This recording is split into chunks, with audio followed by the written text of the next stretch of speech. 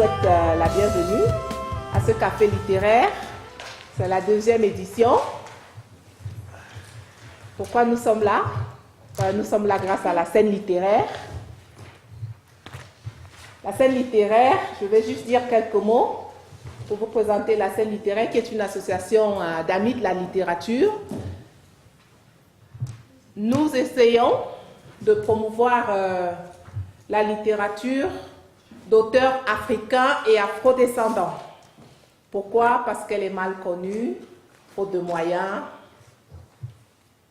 faute de publicité. Une dame a eu l'initiative. Et avant de vous parler de la dame, quelques trucs sur la scène littéraire. On apporte de l'aide aux auteurs, aide financière, aide par des critiques. Il y a depuis une année une résidence littéraire à Yaoundé avec 2 points, au Cameroun, pardon, à Yaoundé et à Maroua. On a reçu 2 auteurs jusqu'à présent, le Soudanais Baraka Sakim et un Sénégalais qui ont résidé à ces endroits pour quelques semaines, pendant quelques semaines. Un autre truc aussi que la CENE fait, le point fort, c'est la CENE a créé un prix littéraire, qui est le Prix Les AFRIQUES. Le prix a été remis 4 fois, donc depuis 2016. Et pour être primé, il y a un comité de lecture composé de personnes d'origine, de professions différentes. Les livres sont sélectionnés par ce comité et ensuite le lauréat est choisi par un membre du jury. J'ai oublié quelque chose. Et je tenais à vous présenter la dame, Flore Agnès Ndazoa. C'est elle la fondatrice et la présidente de cette association. Nous, Christine et moi, nous sommes de Berne. Comme chacun d'entre vous, nous donnons un coup de main en organisant des cafés comme celui-ci. Et encore une fois, vous êtes la bienvenue. Je donne la parole à Flore Agnès, qui va vous dire un peu plus sur le prix littéraire. Merci beaucoup, Christelle.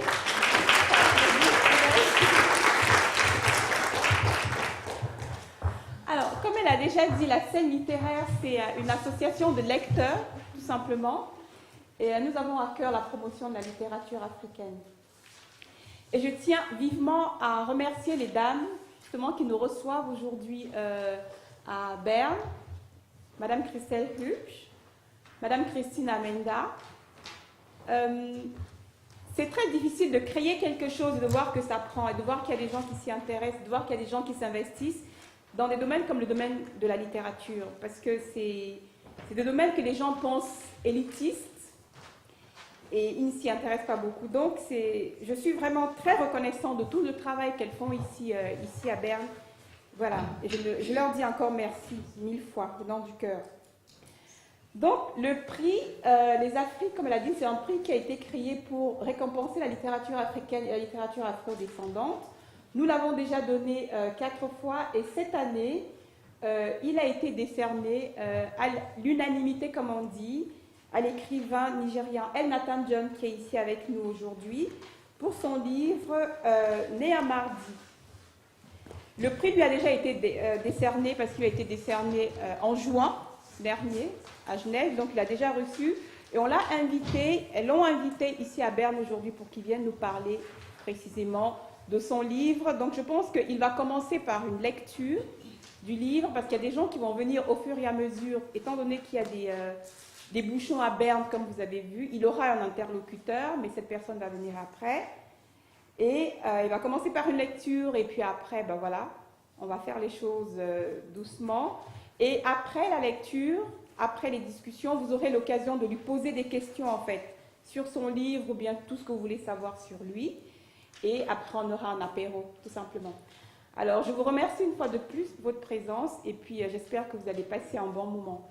So, Elnathan, you have come here and speak with your audience.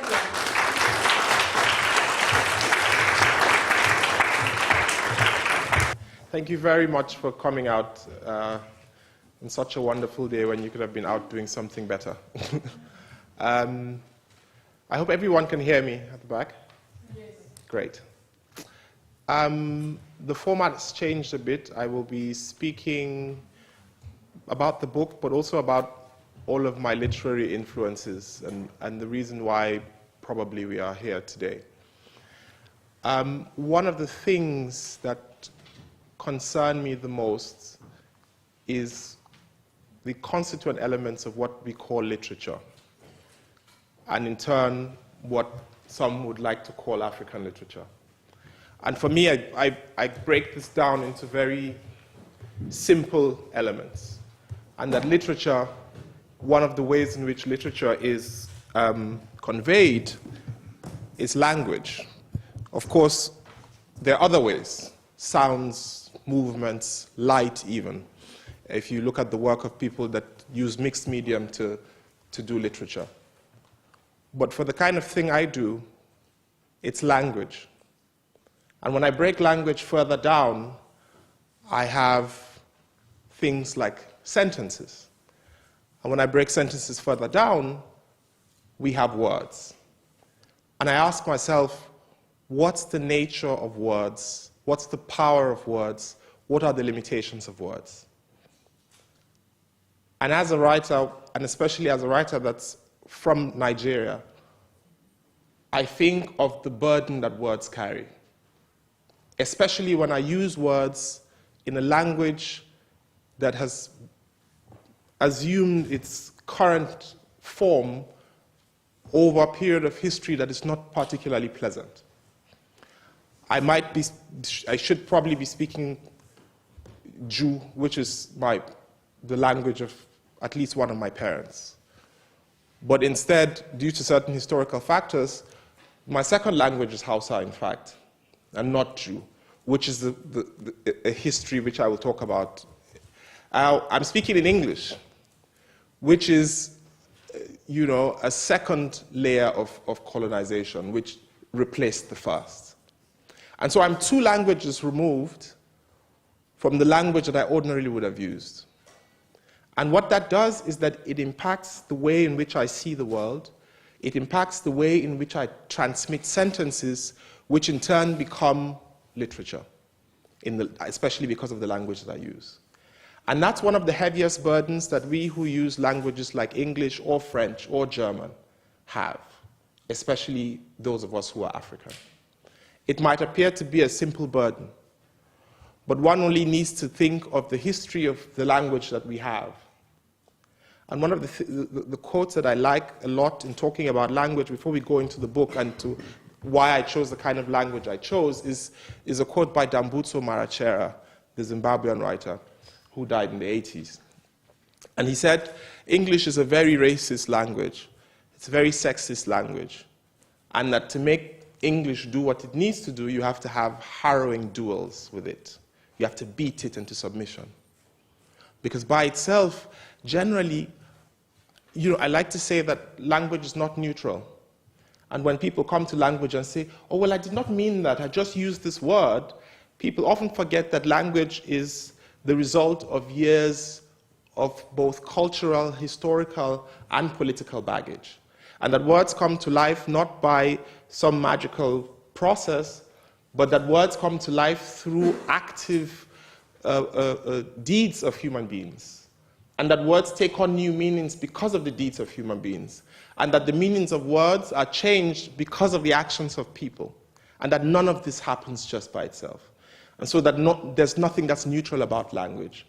And that's why I say language can become a tool of violence. And language, just like with a car, in the hands of the person who's not a good driver, can become an object of violence. And which is why when certain writers sort of take for granted their role in thinking about this, and they say, oh yeah, I don't want to think of the history, I just want to write, what comes to me. Some of us often remind people that, well, it's like saying I'm holding a very sharp cudgel or a machete and saying, yeah, I just like to, wave the machete around, I don't want to hurt people, I just want to, but it cuts. And that, at least one of the edges is sharp.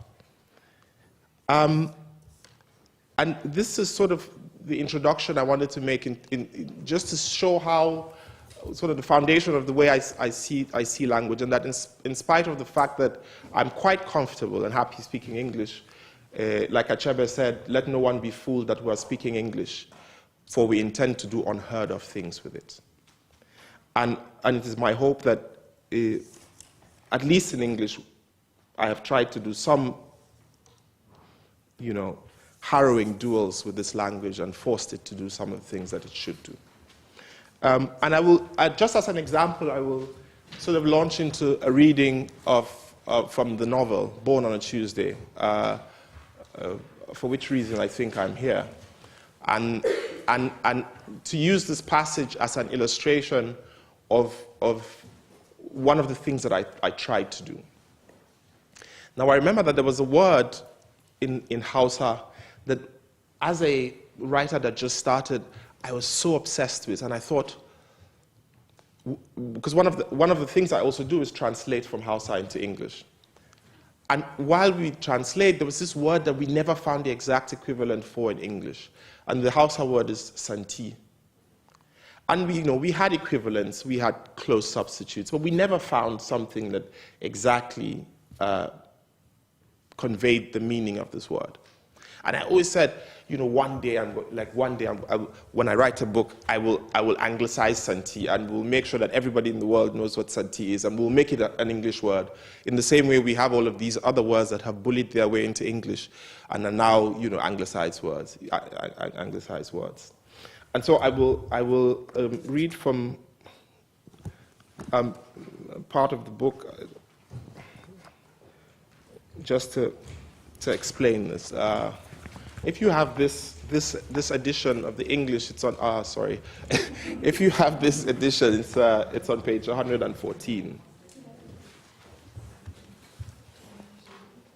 Now, just to set this part up, the main character is midway through his journey, and thinking about a lot of things in life, but then also thinking about food. And this particular chapter, or this part of this chapter, came somehow as an afterthought, if you like, because I thought at the time I didn't have enough passages about food. And I thought, how can I write about this place that I know, this place where I've grown up, and not talk about not just the food, but the sensations that food give. So, the sugarcane here is sold in long, fat pieces. The way the skin is scraped, you would think they had competitions for who could scrape the cleanest. Few things are like sugarcane. When I want to chew it, I do not like having one or two small sticks, because that will just make me want more. And if I cannot have it, then I will be irritated that the longing for it has been created in me. But these long, fat ones, they make you remember Allah's goodness. I wonder if Al-Jannah will have food. In Bayan Lai, I asked Malam Junaidu about this, and he said, Inshallah, Al-Jannah will have even sweeter things. I still wonder what things can be sweeter than sugarcane. Perhaps it is just santi talking, an enjoyment of food that makes you close your eyes and say and do foolish things. But I think maybe we should know if Al-Jannah will have sugarcane. I'm belching and chewing and swallowing. I reach the very last bit and it falls from my hand. As I struggle to save it from reaching the dusty floor, I step on it. I want to scream. There is something about the last piece of anything. It's like the enjoyment is summarized in that last bit. It's the final thing that makes the experience complete. Except if you deliberately throw it away, losing that last piece is like going on a long journey to deliver a message, then finding upon arriving that you left it at home. I pick up and examine the piece of sugarcane that I have stepped on. It cannot be saved. Reluctantly, I throw it back to the ground, and all the santi is gone with that last piece. And so when I did this, I sort of was excited, just a little laugh inside me. I'm like, I don't know if anybody will know the little thing I put in there, and that somehow, at least for Nigerians and those from northern Nigeria who speak Hausa, or even those from other parts of West Africa that speak Hausa, they sort of will get that in joke and like, okay, yeah, we snuck Santi into English literature. And as far as this book travels, that word will travel as well. And for every place that the book is taught in universities, somebody will mention this, and maybe that's a little bit of like kicking English in the ass a little, Another thing I wanted to talk about is, especially for those of us who write modern narratives and not particularly writing history, there is that particular challenge of writing the modern narrative, the modern novel, where you are conveying in real time things that are happening, especially at the time when we are not completely in control of these narratives, where big media is not controlled by us, especially economically, where the facts that are known about us are facts as conveyed in 2-second news bits on CNN, or on BBC or that kind of thing. And so in many ways, our narrative is shaped by editors in rooms in Paris, by editors in rooms in London, in rooms in New York. This is where the narrative is. People decide, will we give money to someone to go to Abuja, or will we give somebody money to go to Mali? Do we think what's happening in Cameroon is interesting enough? Do we find the story of Namibia sexy enough for our international audience? Or is it better for us to just cover the war that's happening in Nigeria? And so through repeated imagery, through repeated news items, stories begin to form. And so even if fiction writers like us try to sort of invade this space of narratives and say, we want to say something, often, just like with newspapers, nobody reads the retraction. When you have the front page paper that says, CENE Littéraire is a criminal organization, if 5 weeks later the editor says, we do apologize, it will be in a small corner on page 2, and so we deeply apologize for our, but they're not going to put a front page headline, we were wrong. Or CENE Littéraire is no longer a criminal organization. By then people have moved on. These images stick. And so it is much harder to undo narratives than it is to actually create them. And so one of the things that I try to think of is how people understand the real things that go on that might not be nice to write about. For many writers, they make certain choices. They say, well, I'm not interested in writing about violence, so I'm not interested in writing about poverty, And to maybe persons who do not immediately think about it, they may think where violence features very, very strongly, it is a story about violence. And that's one of the burdens that I had with this book, because it is set against the backdrop of a conflict that is still going on. And that once you invoke that setting, you instantly evoke all of the associations. And so if you talk about a war, people cannot help but think of the war. If you talk about killing, people cannot help thinking of the blood and the violence. And often that overshadows all of the nuances, that might be more important than the blood and the gore. But then there's the other question. Do we avoid all of the violence, as prominent as it is? Will I avoid the violence associated with certain types of fundamentalism in Nigeria because I do not want to talk about the bad things, And so for me, the choice is very simple, is that these things are happening. They are realities. They are causing the displacement of hundreds of thousands of people, the deaths of hundreds of thousands of people every year. Millions of people are being displaced. Tens of thousands of children every few months disappear. People get abused in ways that I may not want to talk about here. And so how do we create stories in the midst of this kind of dysfunction or violence? People often use the words humanize, or let's humanize the people in this conflict. And while that might be great, as a person who sort of engages in literature, one of the things I try to do is avoid the word. And the reason why I avoid the word humanize is that it locates power in the person who purports to do the humanizing. And so it's like saying, oh, let's empower these people. It takes agency and power away from the person who, in fact, already has power and locates it in the person who is doing the empowerment. And so there's the bright, shiny face of the person empowering another person. There's the bright, shiny face of the person humanizing other people. Oh, you're so brave and powerful and loving, and you see these characters that no one talks about, and you've humanized them, as though they were not already human, you know? And so human beings are human. You can attempt to dehumanize them, but if you talk about them as human beings, you're not necessarily humanizing them, you're just doing what you should do. And so what I thought of was to say, well, there are human beings in this conflict. They love, they hate. People don't stop having sex because there's a war. And that's why you've never heard of conflict and there are no children, except if there's some particularly, very serious problem. But people love, people hate, people eat, people have complicated emotions, people make plans, people do all of the things that people do when there's no conflict. People do business. In fact, there are people who specialize in doing business in conflict areas. That's their thing. And so why can't we write a story about this kind of thing? And especially because other people are doing it, and they're doing it wrong.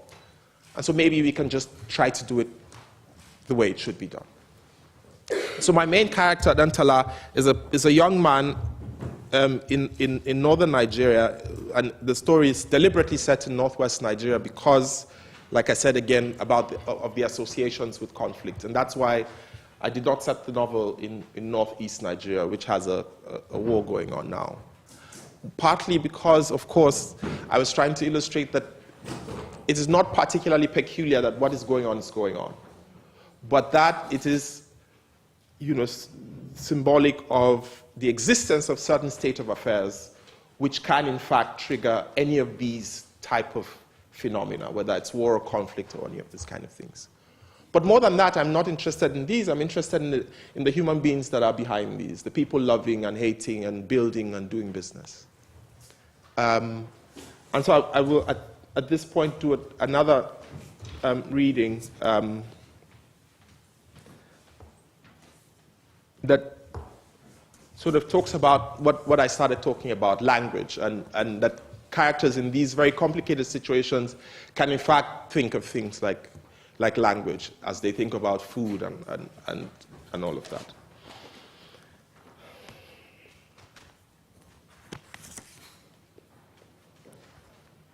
Now, if you have this, I'm reading on page 83. And if you don't have it, maybe you can lean over or you just look at my face. I like people looking at my face. So at this point, I'll just set this up. He's gotten a gift of a little transistor radio. And if you know northern Nigeria, you know that one of the most important means of information dissemination is, in fact, the transistor radio. And that's why all of the major news media have, in fact, Hausa channels. BBC Hausa, the Chinese have a Hausa station, VOA has a Hausa station, the French have a Hausa station, and it's quite popular because people listen to the radio.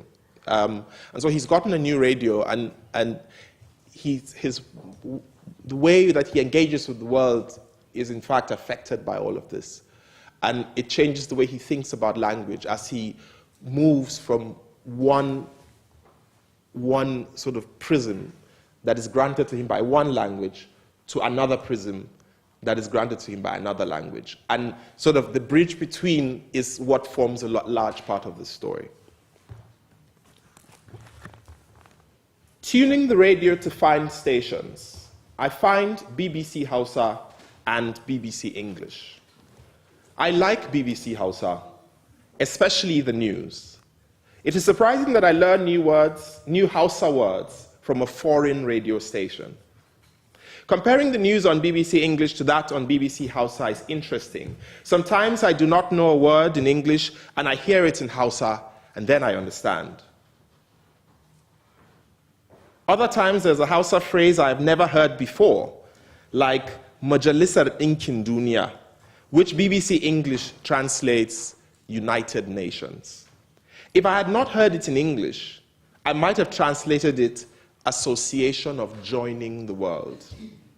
But then if I had heard United Nations, I would have called it Ɗinkakkun in Hausa.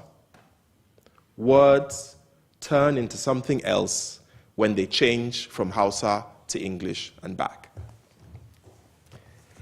And so, I mean, with this, one of the things I was thinking of is how meaning changes when it moves between contexts. And that, in fact, returning to an original context does not, in fact, mean returning to original meaning. And that it is, in fact, affected by this motion, this movement, this transition from one place to another. And that once an idea has moved from one spot to another, it is affected by the people that cause the movement, by the place where the movement takes it to, and that when it returns, it is never the same. It's like leaving your country, going to another country. You never come back the exact same person. Sometimes we come back and the very things that you never used to notice probably start to irritate you. You know, we are changed by places that we've traveled to. The same way words are changed, same way ideas are changed. And in this particular setting and context, I was interested in how our stories, when they come back to us, especially as African writers and readers and people interested in the philosophies that grow out of and move from Africa and back, how does this affect us? When I see a Cameroonian drummer in a German city doing an African dance, how does it happen? Is it the same if you take that guy back to Cameroon? You know, even with food. If you live in Germany for 20 years and you start a Nigerian kitchen, you know, chances are that when you go back, the people that might say, you know, I don't know. You know, and so these are realities, and for me, all of these realities, as much as they exist in all of these places, exist as well in literature. And for me, this is quite important because, you know, food will come and go, you know, it will stay in your body for 4 or 5 hours. But the words that come out, they stay for much longer. Sometimes these days, you cannot even throw them away, especially if you're online or on social media. Once they're said, they're there, they'll be there forever. If you tweet something by mistake and somebody has screenshotted it, you say, oh, no, I did that by mistake. They're like, you are cancelled, you know? Because, you know, it's happened, it's there, it's out there, and it never forgets. And so there's that burden. I will read a little.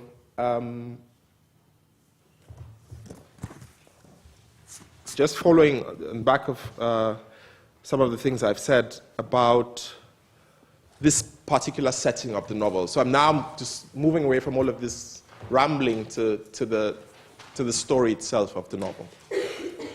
I'll be reading from page 106, verse 1 to 109. I will not set this up, but I will talk about it after I finish the reading.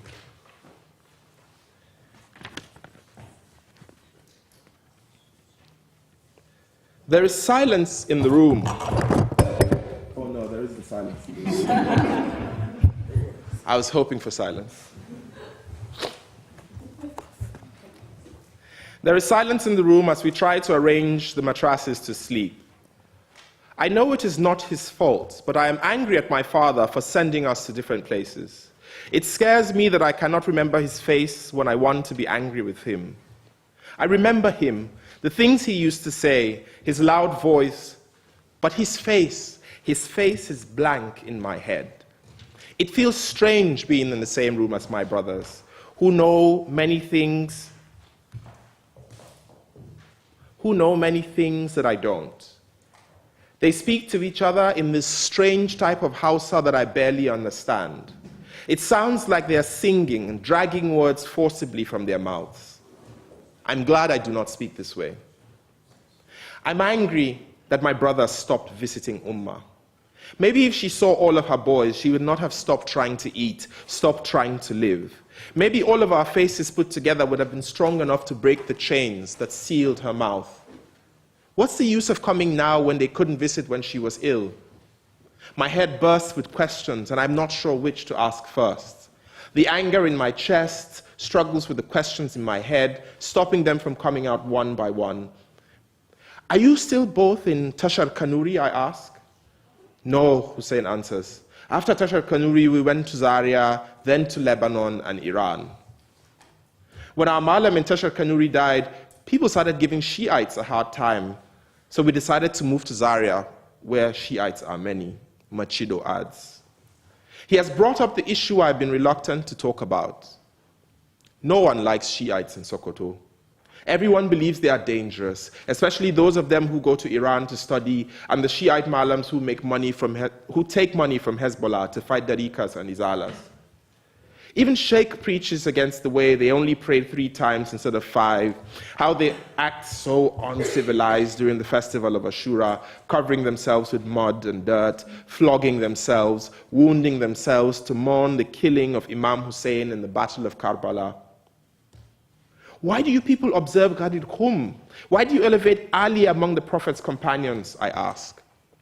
I really want to know. Well, from the hadith of the Prophet ﷺ himself, Machido begins.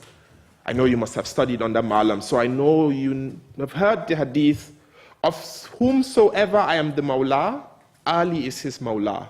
O Allah, love him who loves Ali, hate him who hates Ali. Yes, but the Prophet did not praise Imam Ali alone. He also praised Imam Abu Bakr, Imam Umar, Imam Uthman at different times. There are hadiths that show this. That praise does not make Imam Ali the Khalifa. The Prophet did not choose a Khalifa to succeed him. Do you really think the Prophet would have left such an important decision to chance? You think the Prophet wanted his people to fight over who would succeed him? Wasn't Imam Ali the only blood relative of the Prophet among the caliphs?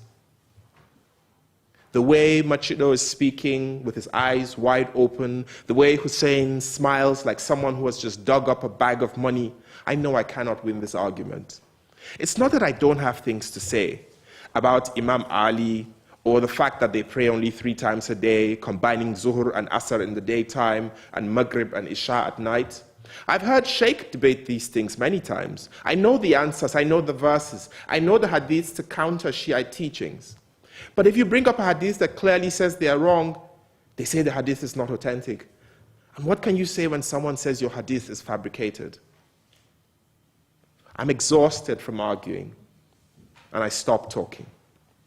Machido and Hussein go on and on. It shouldn't have been like this. I should have been happy to see my brothers, not exhausted, not suspicious, not confused. If you come with us, we can find a place for you, a comfortable place. I know it's hard to understand being a Shiite at first, because everybody spreads lies about us, accuses us of things we do not do. But once you understand the main things, everything becomes clearer, wallahi. I do not respond to Hussein. There is nothing to say to this offer. Maybe I should just respond in kind, ask them to leave their lives, wherever it is they are now. Ask them to come to Sokoto and live under Sheikh. I turn away and begin to roll the prayer beads in my fingers, counting.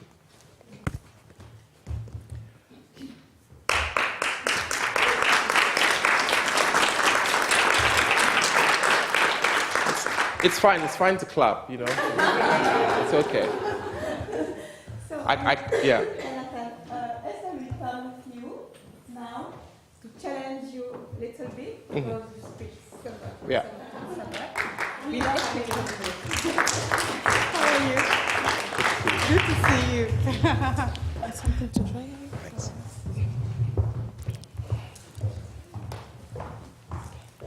I'm sure they're tired of hearing my voice anyway. No, hearing your voice is perfect.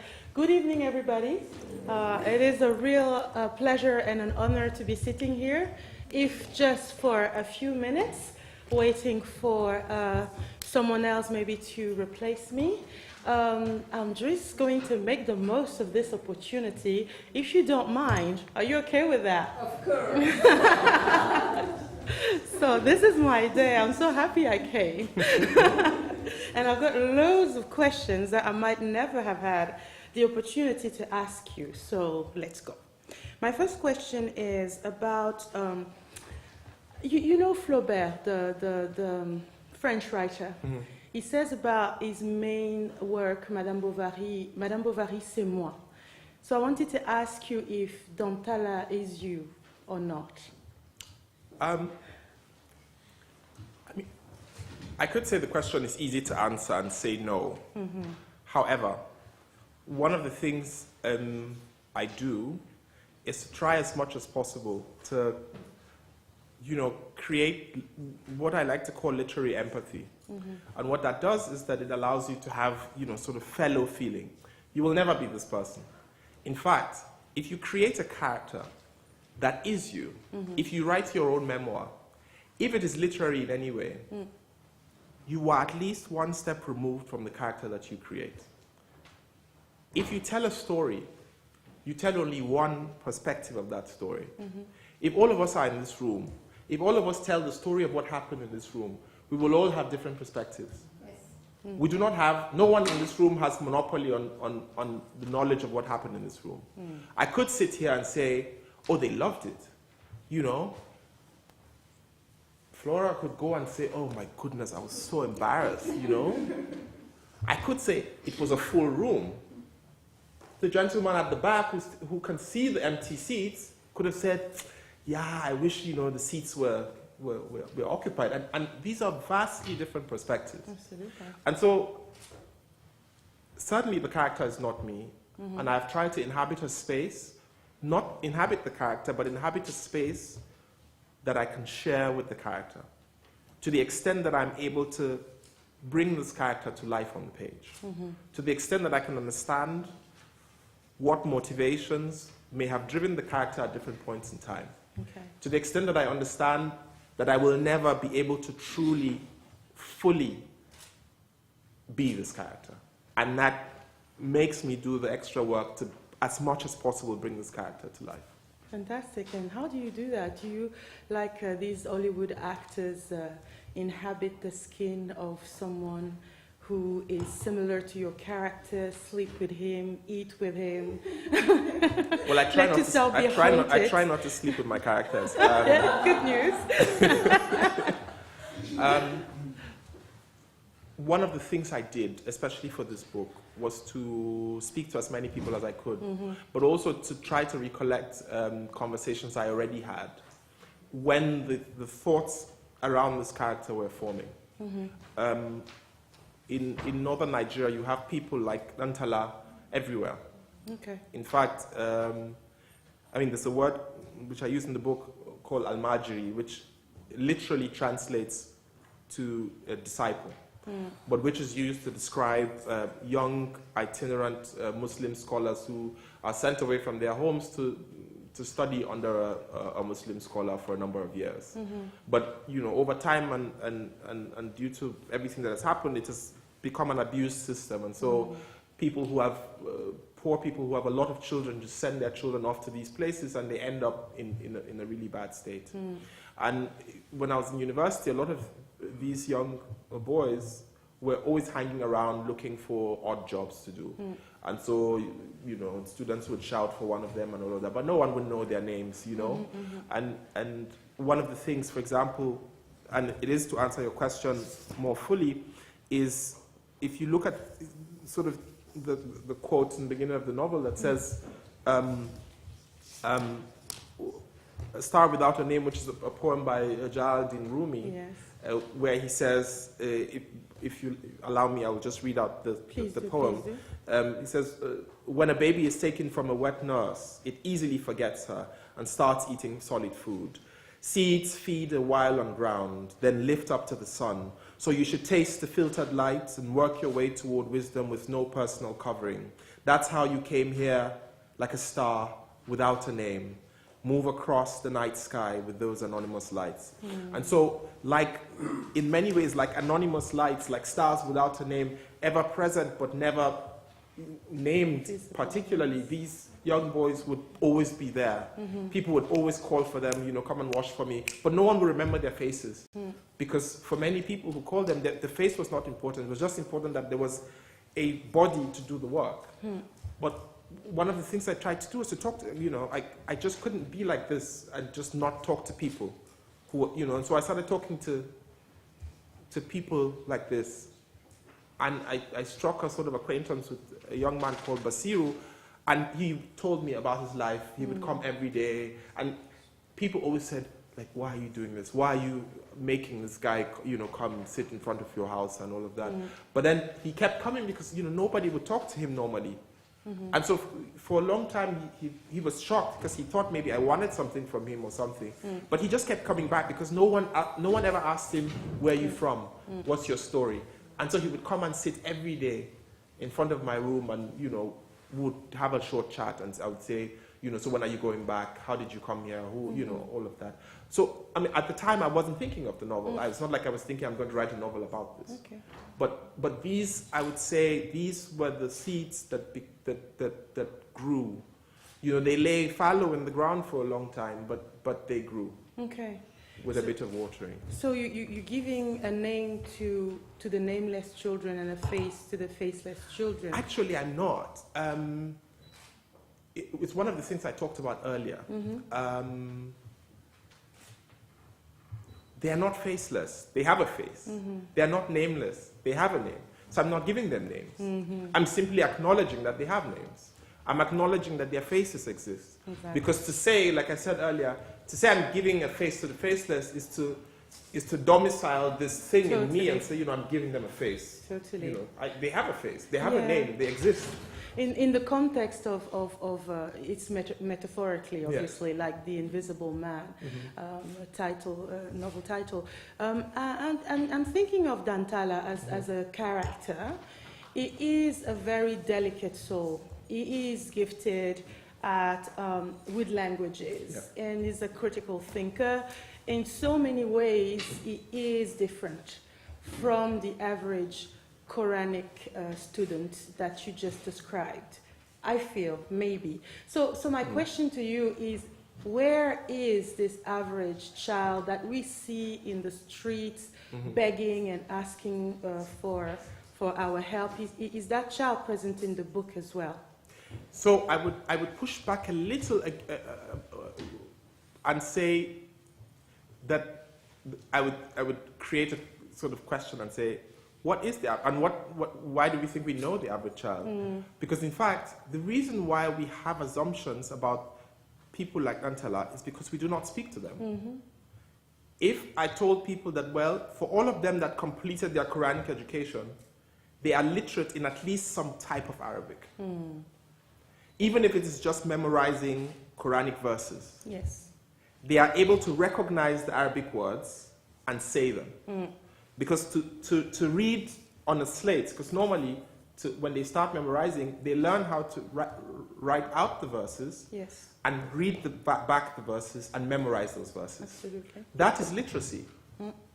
You know, so if I can read, however limited, if I can read Arabic and write it, I'm a literate person. But no one thinks of that young boy who looks impoverished as a person who is literate. As a person who is Because potentially talented. Because he reads and writes Arabic. So in fact, that's the average one. Except if he doesn't go to Quranic school. If he does go to Quranic school, then he reads and writes Arabic at some point in school. So yes, he is the average one. So you may see him with a bowl in the street, but he has memorized at least parts of the Quran, and some of them who are good have memorized the entire Quran. And if I know the words of the full book of the many of us have gone to university, we've never memorized the book. Absolutely. You know? Yeah, But these guys, many of them have memorized the entire Quran. And if our brain is a muscle, they certainly have developed it. You know? And so we take for granted that, okay, you know, he doesn't speak English, he doesn't speak any of the languages I know, so maybe he's not literate. Or maybe the Arabic that he knows isn't particularly useful for him in the setting that he exists. And so we think, oh, maybe but he does read and write Arabic. So he is the average Al-Majri, in fact. Thank you for that. I think that it's important for us, even as Africans, to see that these children that we talk to in the streets, they might be full of talents that we'll never know about if we don't go towards them, talk to them. There might be lots of dantalas out there waiting to be discovered. So now we are talking about Islam. This divide between the Sunni and the Shiites is present in the book, and it's tearing apart Dantala's family. And I'm just wondering, as a reader, if the narrator of this story is not bound to take sides. And by narrator, you mean Dantala? Dantala, yes. Or the voice who speaks Dantala. I'm trying to ask you something here in a very subtle way. Well, I'm not Dantala. So that has been established. If that's your question. No, that question has been answered, but I keep probing. No, I mean, so one of the things, and for me this is such an important aspect of my engaging with this kind of work. The more sensitive a subject is, the more, I think, a duty a writer has to first asking themselves the crucial question, because to engage in a project like this, and any of the other books I've done, the question is, why am I doing this? 1. 2, can I do this? 3, should I do this? Because it's not everything that you can do that you should do. You know? Yeah. I can drive a truck through this building, but should I do it? You know? And so for me, if I do not feel that I have the distance enough to talk about a character in a space as fraught with conflict as this, then I wouldn't have done the work. Okay. You know, and so for me, it's such an important thing, and because it's irresponsible for any writer not to ask those questions, and not to come to the book having fully answered those questions, you know, or at least having significantly answered them. And for me, it's some of the sources I have are very biased in some way. You know, if you're reading sources, so if I'm doing research about Sunnis and Shiites, I, of course, will listen to Shiite sermons. I will speak to Shiite leaders. I will speak to Shiites on the ground. If I want, even among Sunnis, in the book there are different divides, because you have, for example, the Sufis, which in the book are called dariqas, you know. Yes. And then you have the Salafis, for example, you know, who themselves have conflict, even though they are both Sunni, you know. And so within the Salafis, and all of that subdivision subtly is mentioned in the book. Within Salafis, for example, like if you look at the Salafi movement in Nigeria, we've had such great conflict, and sometimes very violent conflict within leaders in the Salafi community. Yes. In fact, the person who became the leader of the first sort of leader of the militant group that became known as Boko Haram, Mohammed Yusuf, was a student of a man called Sheikh Jafar. Early in the campaign, Sheikh Jafar challenged Mohammed Yusuf and asked him, look, you need to stop preaching these things. And they both come from the same general school of thought. Okay. And as he went head to head with him, at some point he was killed, you know. And of course the rumor was that members of this other group were the ones that killed this man. And so this is a third layer away from even Sunni Shiites. We're talking within Sunni, the Sufi, Salafi, within Salafi, different strains and strands. And so if you don't understand all of this, if you're not willing to do the work, and if you're not willing to place yourself at a distance away, so that what you're doing is not making value judgment, but thinking about the human beings within the space. And if you think of the human beings within this space, then you are less inclined to say, do I support this person or support that person? And especially if you're writing fiction, every character is complicated, full of layers, and never completely good or bad, you know, in that kind of way. And that people are flawed, they're complex, and the most interesting characters are often the most complicated characters. Those that aren't just these great people who are heroes. You know, for me, great, nice, kind, beautiful people, they're boring. They can be quite boring. You know, like, well, okay, you're nice, you're kind, you don't do anything, you just wake up, you say good morning to all your neighbors. I mean, who wants to write a book about, you want to read a book about that kind of person who just wakes up in the morning, says good morning, and grew up in the same village, died in the same village, didn't do anything. He's a nice person. If there's a heaven, probably will go to that heaven. But do I want to read a book about that person? That's maybe your next challenge. Yeah, but do I want to read a book about a nice guy who just didn't do anything? No. Yeah. I want to read a book about the kind of complication that is present even in small quantities in each of our lives. Because that's one of the things that literature does as well. It reminds you that however different you feel, there is in fact something of a thread that runs right through us. And that often the better executed a character is, the more people from as diverse backgrounds as possible can relate to something in that character. Totally. Even if you're writing as a person from Iceland, if it's well written, you know, there's a shared humanity that we have. We do have a shared humanity. And when you describe this Islamic context of Africa, the influence of Saudi Arabia in that situation, and the mother's reaction to the changes that her children are going through, we see the complexity of the situation. So was it very important for you as an author to write a realistic story? Are you versed in realism, or is the adventure different? I mean, realism without adventure is probably just journalism, you know? There's nothing to it. So even within, I'm just trying to say that one does not preclude the other. And that you can have all of that adventure with realism. I find realism very challenging. And one of the reasons is that people often take your book as some kind of text, you know, that is real. And they say, well, I've been to Sokoto. This is not how, that street, I know the street. That's not how the street is, you know? You know, especially if you're writing, you know, modern literature. And that can be a challenge where you think, well, if I write about a city, you know, how many people are going to say, well, I'm from Sokoto, I want to check. So that street, no, there's a mango tree there. No, he doesn't know Sokoto. Everybody knows that mango tree, you know. But I do think that when one does their work properly, the story shines through.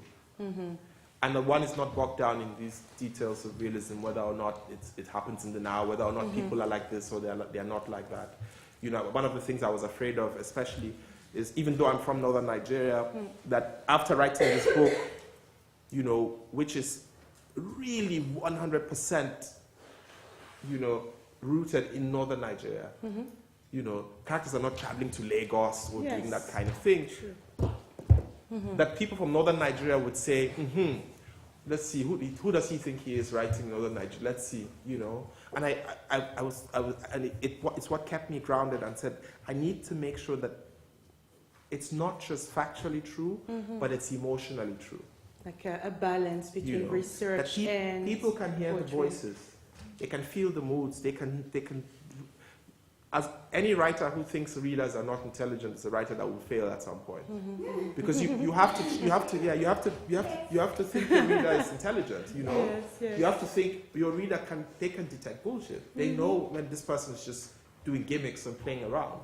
Talking about this shared humanity, I have to tell you that I'm really, really touched by the way you describe women in their complexity and also in their differences. The mother and her mental health issues, the Aisha, obviously, the stellar solar girl, and also the prostitutes. So I want to ask you, are you a feminist? And please do not disappoint me with your answer. I'm trying to channel my inner Angela Merkel. So I will preface my answer with this. Often, especially in the world that we live in now, it is very popular for people to take big positions with zero action, you know, and especially for men, it's easy for us to make grand gestures. Oh, I'm a feminist, I'm a male, you know, and I think anybody who calls himself a male feminist, you know, but the feminist is the person. Careful. The feminist, no, I think the feminist is the person that does feminist things. Absolutely. The feminist is not the person that says I'm a feminist. You know, women, this is a space that you respect, but to invade the space and say, you know, I also want the title. So because I'm doing the things I should do, I also want the title, you know, call me a feminist so that, you know, I'm a good guy, you know. I simply do the things I should do. I don't want a label, I don't want a title, I don't want praise, I don't want to be called, he's, you know, he's a good guy, he's a feminist. So I do the things I should do, and I know that as a man raised in a very patriarchal system, conditioned by people around me who are also raised in patriarchal systems, however much you try to escape it, one day, through one action or some word, you will exhibit anti-feminist behavior. Because to say that I will never, you know, I'm a good guy, is to deny that you were raised in this kind of place by patriarchal, sexist, misogynist uncles and even aunties who supported your patriarchal, misogynist, sexist uncles. And that there are things that subconsciously you have learned. And the process of achieving or coming to that point is a process of unlearning. It's to say, I was born with this burden, and that as we go, the same way the world will not become some great feminist paradise tomorrow, we constantly have to keep shifting and changing and asking, how does power work? Because one of the other things I do is write satire, and in my satire, I'm particularly a student of power. And I'm saying, how does power shift and change in all of our relations? In our human relations, in our class relations, in our gender relations, because power is changing. Power is not one thing that remains in one place, domiciled in one group of hands. It's shifting. So how does our understanding of power shift, and how does our behavior shift along with it? And our writing. You know, yeah, and our writing. And so you think, oh, maybe my portrayal of that person wasn't in fact in keeping with the ideas I have about feminism or feminist thought. And so you keep shifting, you keep arranging. So it's a constant process, you know, and I don't see any value in taking a title. I see value in doing the work, in saying, what have I unlearned? How was I an idiot yesterday and I'm not an idiot today? You know? And you keep doing the work and you keep shifting and you keep saying, this thing that I did, is it, you know, does it make the other person uncomfortable? Should I ask before I do this, you know? Whether it's in your relationship with people and you work with, people you date, whether it's having sex with other people, which is one of the biggest places where this thing happens, or even just in the way that we use words, you know, and it's a constant, you think of it always. So it's something you think about and a lot. This for me, because I write also, and this is where you can trap your patriarchy into a book, and you perpetrate it everywhere. And so you keep thinking, how do these words work? How do these characters work? You know, do they perpetrate it?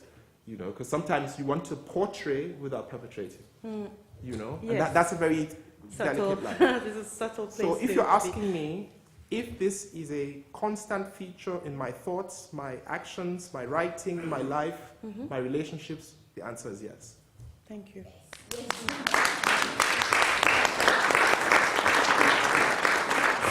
So, sir, I just have one last question for you before the people in the audience take over. You just dodged major pigeonholing right now. So I'm going to try another form of pigeonholing for you.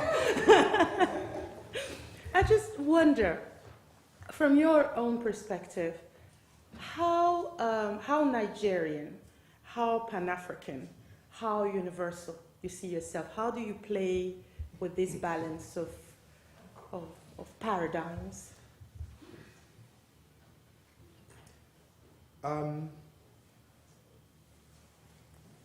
I will start with the smaller unit, which is Nigeria. These days I like to say that often there is a temptation for people to either claim or grasp larger spaces because maybe the smaller spaces feel inadequate or they feel pigeonholed by being called the smaller thing. And I say to people, if all I am is a Nigerian, why do people think that's small? Nigeria is such a huge place. If all you do is writing about Nigeria, you will be, and they grant you 300 years of life, you will never be able to write about it. True. In fact, within Nigeria, I always say to some of my friends who like to brag about being Nigeria experts, I say, anybody who calls himself a Nigeria expert is, I don't know. Like, what are you an expert in exactly? All of Nigeria? It's such a large, complicated place. Once you shift, even sometimes so what some of the research I'm doing now is about, or that I did for the last book I finished writing, is about cosmologies, both in Islam and in religions like Bori. Okay. And this is such a particular thing in a particular place, that just reading about this alone, I have books up to here. This is not northern Nigeria, no. This is a part of northern Nigeria. Part of northern Nigeria. Very And specific. for me, even if that is what I am, it's big enough. This place I'm talking about, I mean, there's some of these countries, look, how many people are in Luxembourg? Even Switzerland, how many people are here? The people are, they're fine being Swiss this, Swiss that. So why, Why not Nigeria? Why not? So I'm very comfortable being called Nigeria, even though I often also say that does not mean that I'm unaware of what Nigeria is, which is a very artificial geographic expression rooted in colonialism. And that complicates it to a very great extent. And that's why my thoughts about it are not easy and smooth.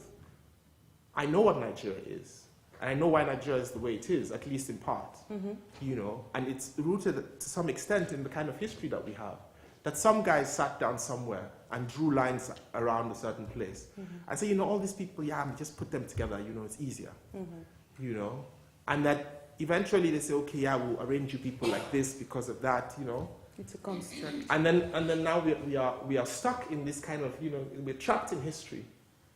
And even though it might be an incongruous reunion, we are forced to work with it, and not even forced to work with it freely.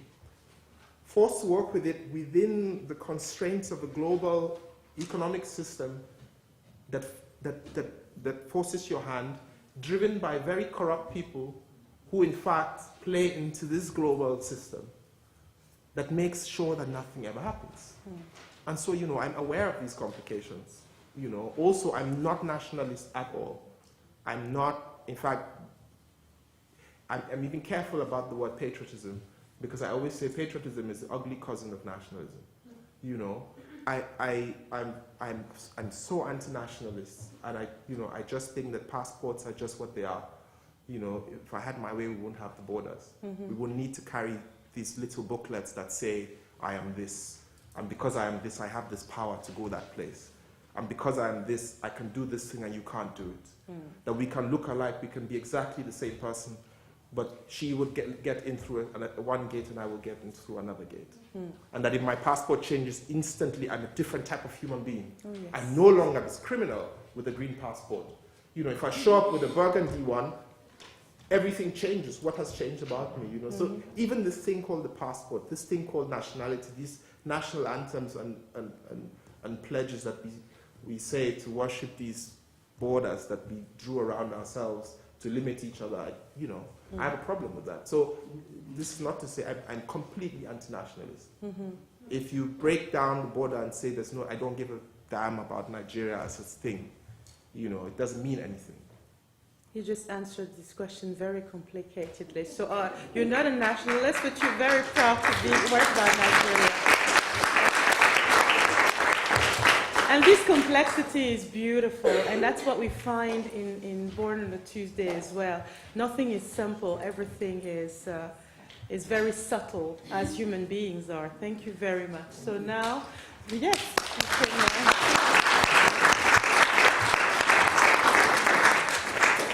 so now turning to you.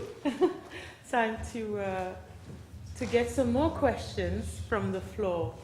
I think the acoustics are good, yes. No? We can just... Yeah. So we just lift our hands, I think. Yes, please. I'm going to go with Thank you very much.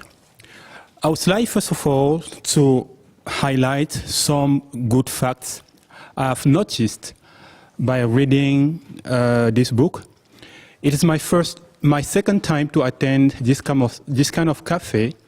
Last year, I bought one exciting book titled Les Marquisards. It was a very good book, and once more this year, I've been captivated by Né un mardi.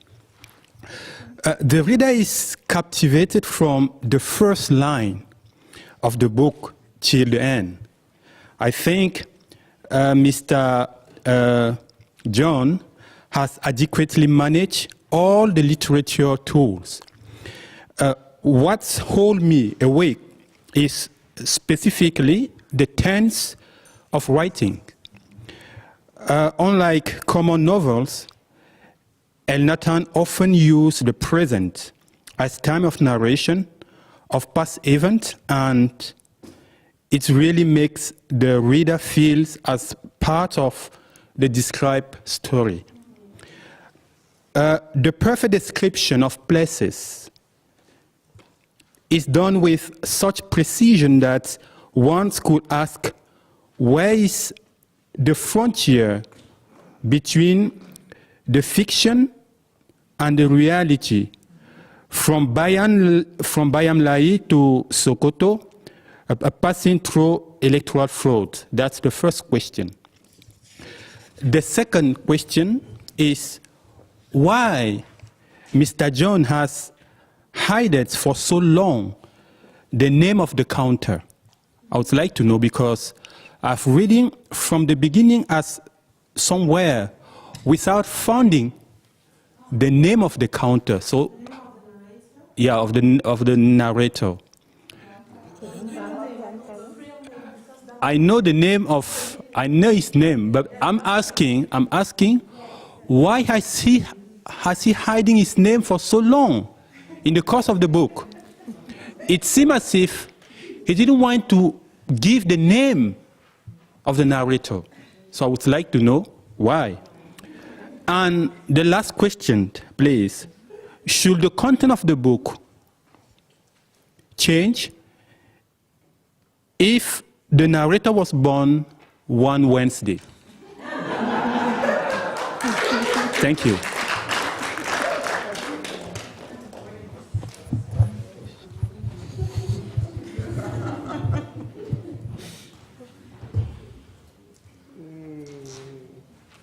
I'm not sure I've had a comment like this before. Thank you very much. The line between reality and fiction. I think I tried to talk about this earlier a little. It's actually quite a fine line, and it's one that I thought about a lot, especially because of all of the places that were, I mean, one of the most important places is Berne because of its situation in the novel. But that itself was the least realistic place of all, because you Google Berne, there's no Berne. If a Berne means the street behind, literally in Hausa, and usually if you say, oh, Mahatma Berne, yeah, let's meet at the back street, let's meet in the sort of the back of the hood, you know. It's symbolic in certain ways of where things happen, sort of at the back, and how, in fact, things can be hidden from view, the street behind, that back street that only the kids of the neighborhood know, and they go there to hang out, but which, a visitor that doesn't know the area wouldn't see, would just pass through. And so that was sort of a symbol of what this whole thing is, that people often just don't see these inner stories, and that the people who are from there know.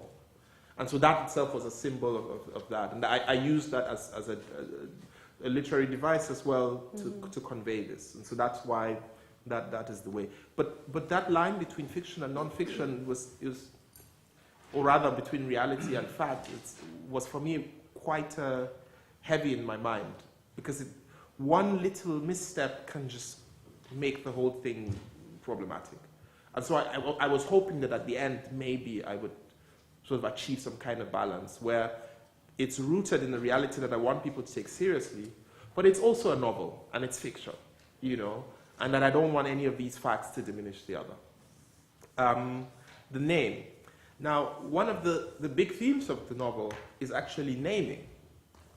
And that's why the poem at the beginning, is titled, Rumi's poem titled "The Star Without a Name" is there. And the idea is, what do narratives do to naming? And naming as a philosophical concern. Who are we? And who are we by virtue of what we are called, or by virtue of what we are not called? And how do we reclaim our personhood by virtue of renaming ourselves, claiming names, or discarding names? And that's why I think somewhere around page 30 of this book, I think, which is where sort of the name thing comes up first, where I think the page 33, I think. Yeah, where he's asked, by what name are you called? The Sheikh asked him, by what name are you called? And he said, my name is Dantala, but my father named me Ahmed. And just this line for me was like very packed. And he says, my name is X, but my father named me Y.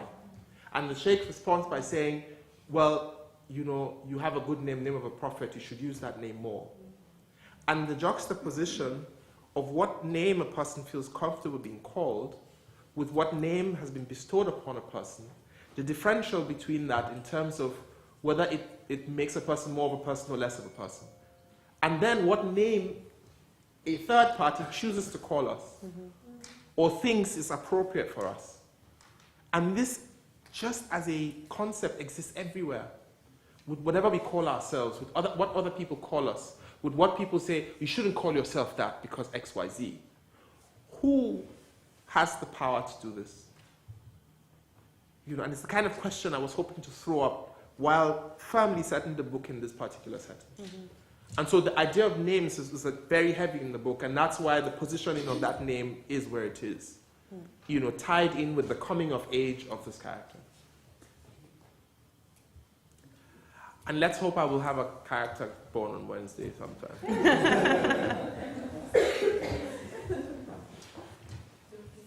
Maybe other questions are coming. Ah, je traduirai, oui. Dans les remerciements, vous citez Basile. Ce jeune homme de Sokoto, je crois. Vous dites c'est lui qui vous a inspiré pour Dental. Est-ce que vous avez eu l'occasion de le revoir, de lui offrir le bouquin, Est-ce que vous l'avez revu?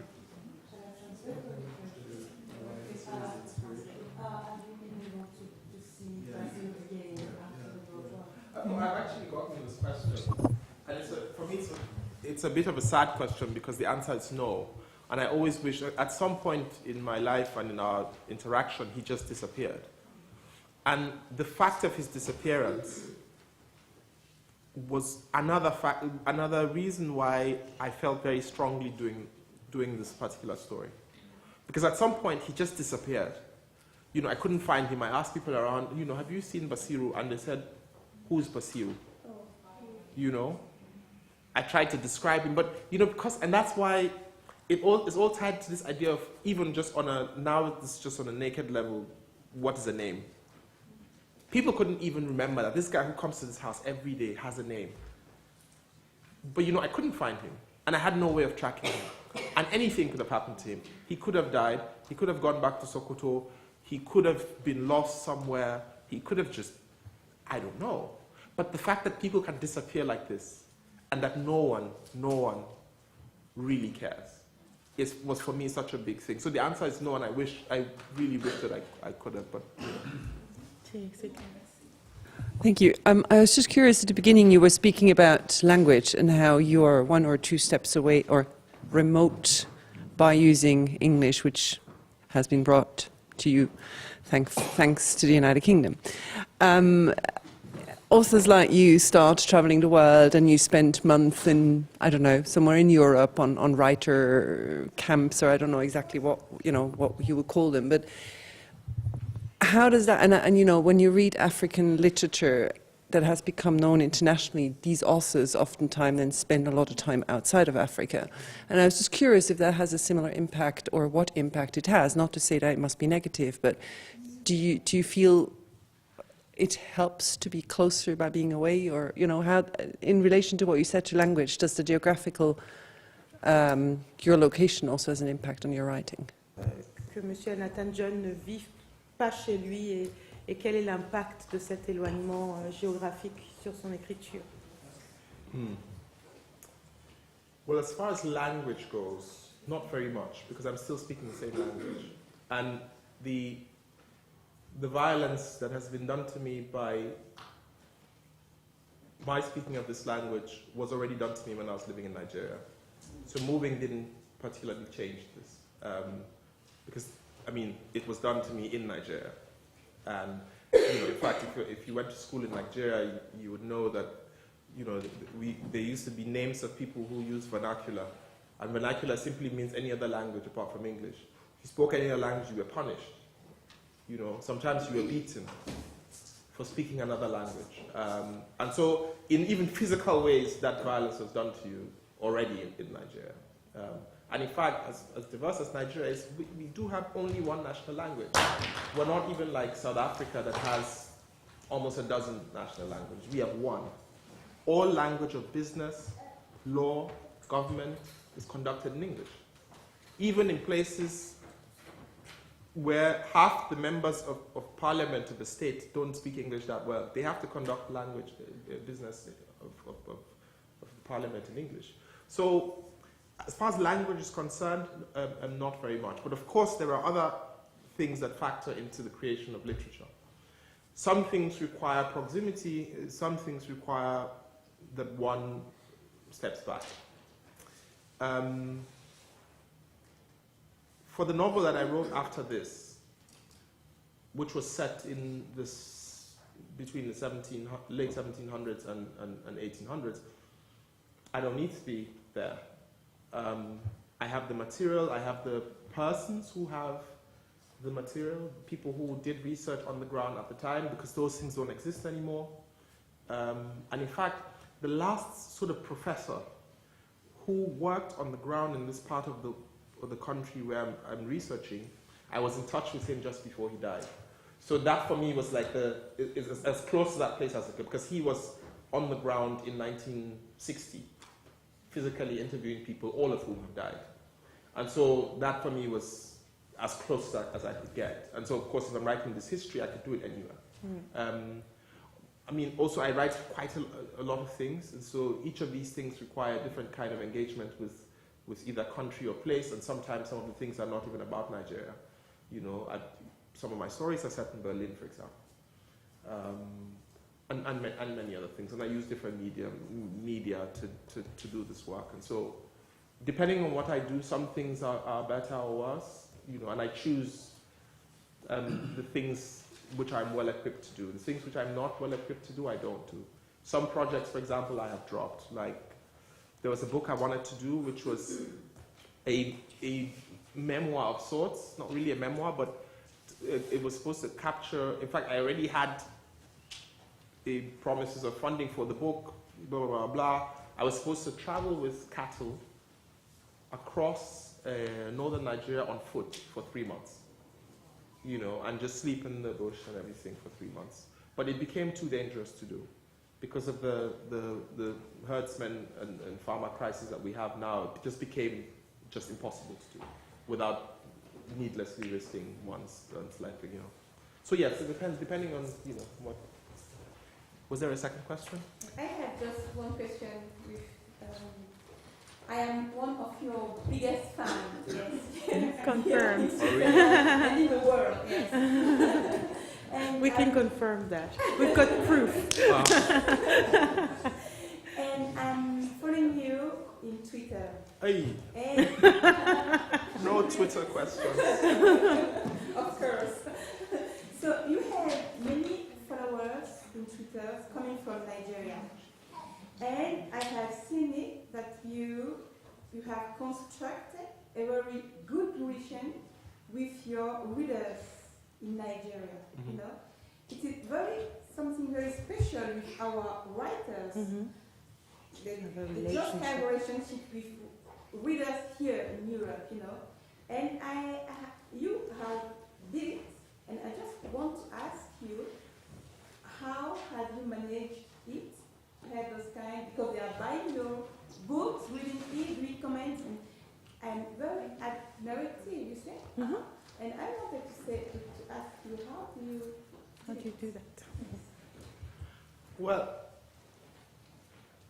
the readers in Nigeria are very important to me because for many of my stories, they know it well, and it would be a huge blow for me if the people who live in the place where a story is set don't care about the story, you know. And that's for me like a huge thing, because when this novel first came out, you know, people were, you know, because it came out, then it was sold to a publisher who was going to do it in the UK, and then in the US, and then in Germany and France.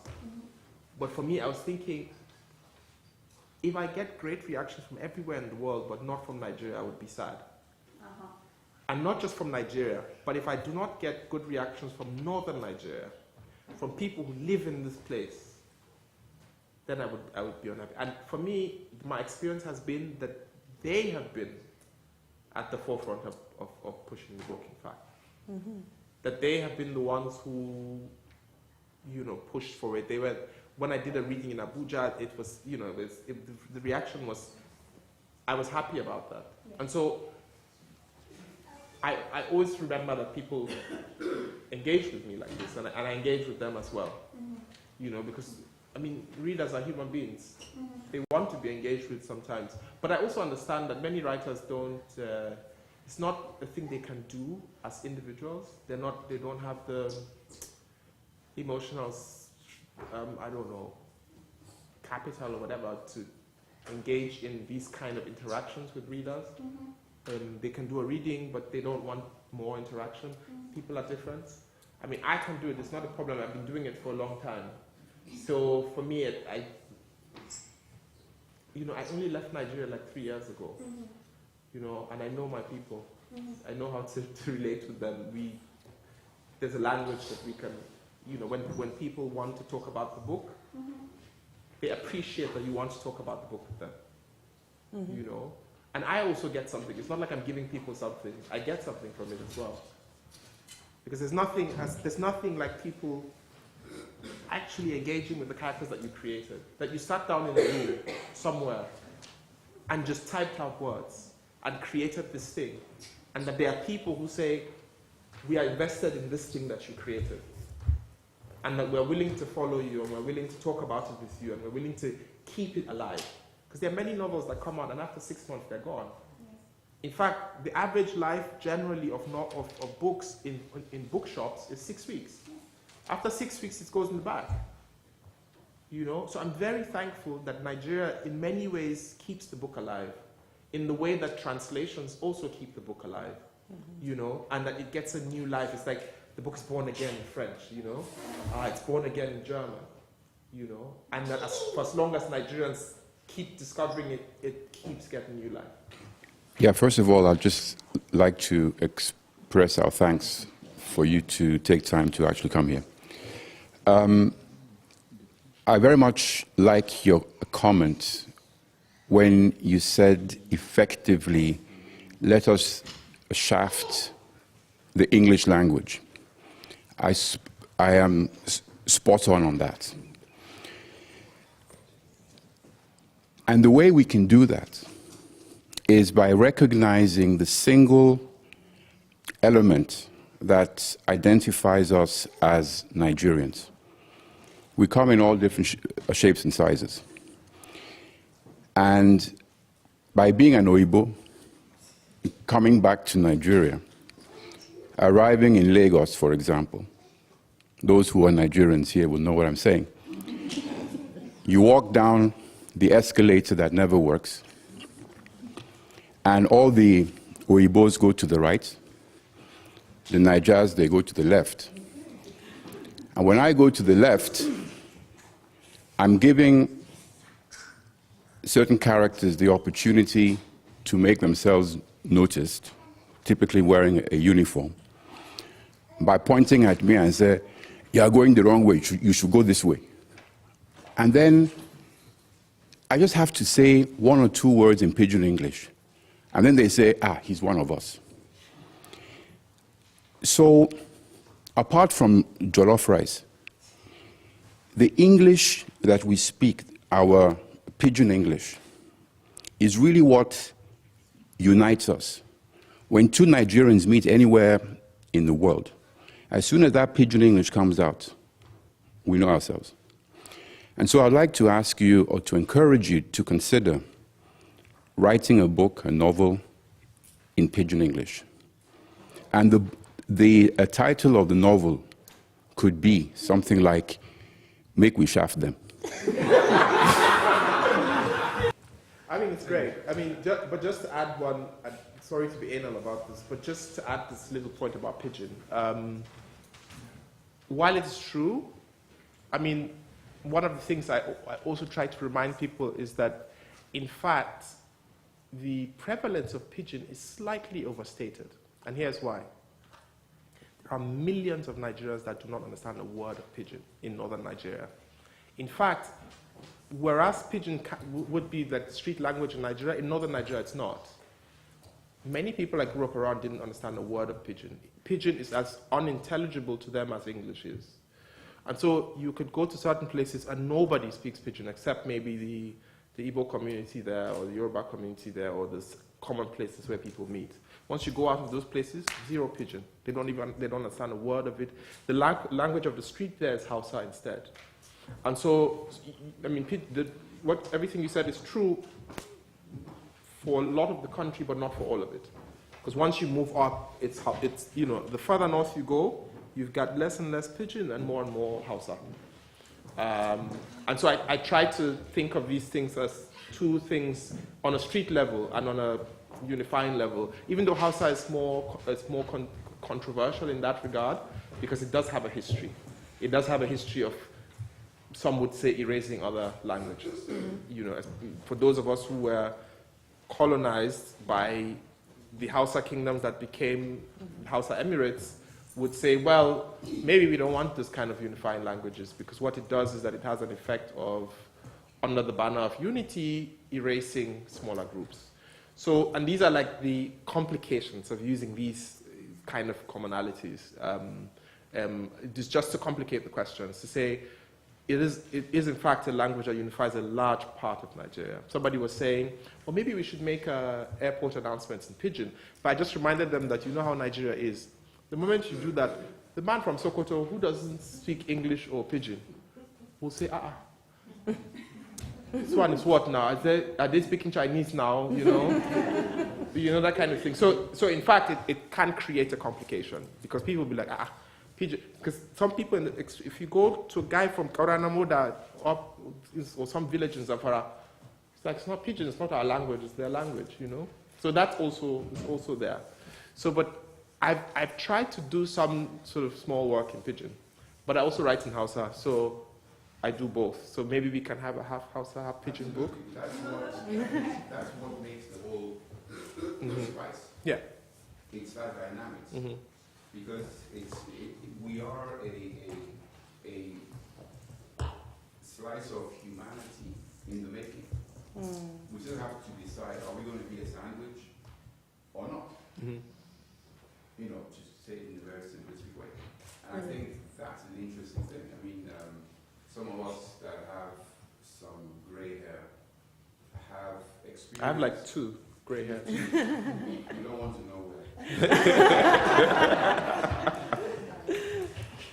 We have experienced a transition of Nigeria from what we encountered at birth to what it is today. And never would we have been able to fathom that type of change, that type of transition. It's still mind-boggling to us, you see. And I think we have to be courageous to have a conversation. And I think what you mentioned is absolutely true, because that is another division within the country. You see, the fact that we cannot even communicate, which is a tragedy in itself. You see, and so these are things that really need to come to the fore. It's all part of nation building, and so we encourage you. And I think the interesting one would be the 2 characters effectively, you know, engaging and then arriving at, but which you will then arrive at, use a fictional, let me call it that way, arriving at a level of unity or discovering each other's humanity within a framework. Thank you. But keep the British in mind, please. Well, either Mr. John will take your idea and run with it, or you might be writing the book yourself. You've got it all figured out, sir. Thank you so much for the time spent with us. Maybe two small requests before we part. The first one would be, please teach us how to greet properly in Hausa before you go.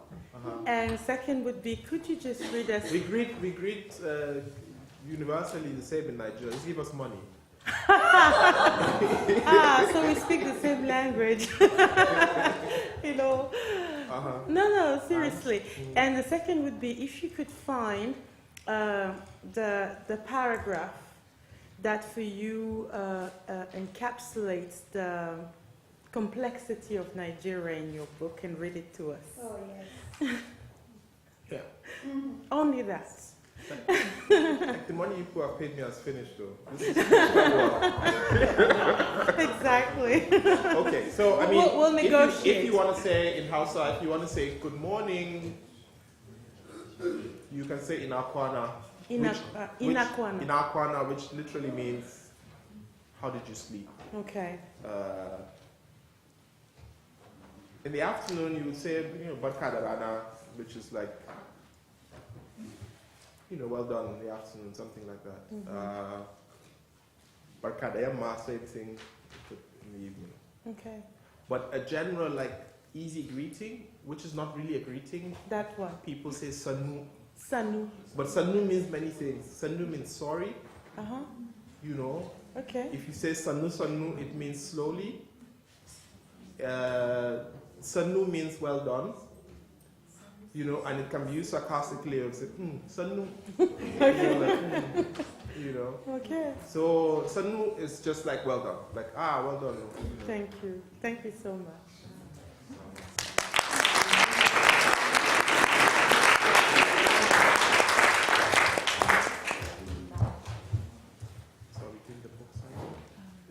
If you will just read this. Right. Just the paragraph before we go. Okay, yeah, that's true.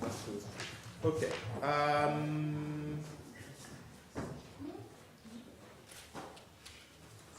Yeah.